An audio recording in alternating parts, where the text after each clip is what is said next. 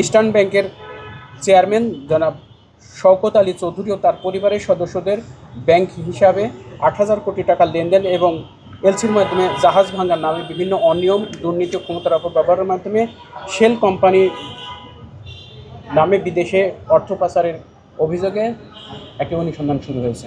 আসামিগণ একে অপরের সহযোগিতায় অন্যায়ভাবে লাভবান হওয়ার অভিপ্রায়ে অবৈধভাবে অগ্রণী ব্যাংক লিমিটেড এর আসাদগঞ্জ শাখা চট্টগ্রাম হতে বিতরণকৃত টিআর ট্রাস্ট রিসিপ্ট ঋণের ৫১ কোটি টাকা আত্মসাতের অভিযোগে দুর্নীতি দমন কমিশন গত সেপ্টেম্বরের ২৮ তারিখে একটি মামলা দায়ের করেছিল চট্টগ্রাম থেকে। সেই মামলায় ৭ নম্বর আসামি, মোট আসামি সংখ্যা আরও কয়েকজন ছিলেন। আজকে গ্রেপ্তার হয়েছেন সাবেক অগ্রণী ব্যাংকের মহাব্যবস্থাপক মোহাম্মদ ওবায়দুল্লাহ আল মাসুদ। তাকে দুদকের এই মামলায় ধানমন্ডির নিজ বাসা থেকে গ্রেপ্তার করা হয়েছে। হ্যাঁ, অন্য যে ইনকোয়ারিগুলো সেটা যথারীতি চলমান আছে। সবগুলো অভিযোগই অনুসন্ধান চলছে। আর এই মামলায় তাকে আজকে গ্রেপ্তার করে কোর্টে বিজ্ঞ আদালতে সোপর্দ করা হয়েছে। আরেকটু একটা বিষয় হচ্ছে রোজ গার্ডেন একটা বাড়ি, যে বাড়িটার ব্যাপারে চালিয়েছিল সম্প্রতি একটা অনুসন্ধান শুরু হয়েছে। হ্যাঁ, যেটা গৃহায়ন ও গণপূর্ত মন্ত্রণালয়ের অসাধু কর্মকর্তাদের যোগসাজশে রোজ গার্ডেন নামক বাড়িটি ক্রয়ে রাষ্ট্রের ৩৩২ কোটি টাকা ক্ষতি সাধনের অভিযোগে দুর্নীতি দমন কমিশন এই অভিযোগের প্রেক্ষিতে দুর্নীতি দমন কমিশন অনুসন্ধান শুরু করেছে।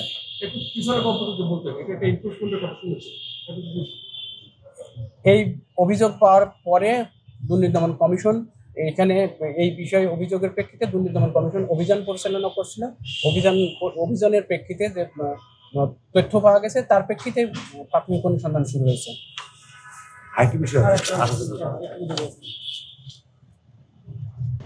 ইস্টার্ন ব্যাংকের চেয়ারম্যান জনাব শওকত আলী চৌধুরী ও তার পরিবারের সদস্যদের ব্যাংক হিসাবে ৮,০০০ কোটি টাকা লেনদেন এবং এলসির মাধ্যমে জাহাজ ভাঙার নামে বিভিন্ন অনিয়ম, দুর্নীতি ও ক্ষমতার অপব্যবহারের মাধ্যমে শেল কোম্পানি নামে বিদেশে অর্থ পাচারের অভিযোগে একটি অনুসন্ধান শুরু হয়েছে। এক্সট্রিম মশার কয়েল প্ল্যান্ট ফাইবার দিয়ে তৈরি, ডেঙ্গু, চিকুনগুনিয়া বাহি সহ যে কোনো মশার বিরুদ্ধে দেয় এক্সট্রিম সুরক্ষা। আপনারা জানেন যে অনুসন্ধান কার্যক্রম শুরু হওয়ার পরে বিভিন্ন জায়গায় এই সংক্রান্ত তথ্য সংগ্রহের জন্য পত্র প্রেরণ করা হয়। একেবারে প্রাথমিক পর্যায়ে এটা বিভিন্ন জায়গায় তথ্য চেয়ে পত্র প্রেরণ করা হচ্ছে।